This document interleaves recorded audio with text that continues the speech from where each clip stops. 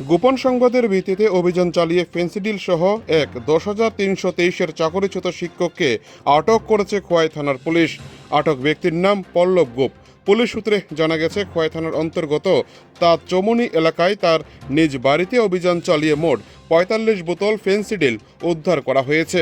জানা গেছে, গোপন সংবাদের ভিত্তিতে খবর পেয়ে খোয়াই থানার পুলিশ তাঁত চমুনিস্থিত পল্লব গোপের বাড়িতে অভিযান চালায়। অভিযানের সময় তার বাড়ি থেকে ফেন্সিডিলের বোতলগুলি উদ্ধার করা হয় বলে পুলিশ জানিয়েছেন। এরপর পুলিশ তাকে আটক করে খোয়াই থানায় নিয়ে যায়। পুলিশ সূত্রে আরও জানা গেছে, উদ্ধার হওয়া ফেন্সিডিলের ঘটনায় আটক পল্লব গোপের বিরুদ্ধে মাদক দ্রব্য নিয়ন্ত্রণ আইনের এনডিপিএস অ্যাক্টের সংশ্লিষ্ট ধারায় মামলা গ্রহণের প্রক্রিয়া চলছে। আগামীকাল তাকে খোয়াই জেলা ও দায়রা আদালতে সোপর্দ করা হবে বলে জানা গেছে। ঘটনাকে কেন্দ্র করে এলাকায় চাঞ্চল্য সৃষ্টি হয়েছে।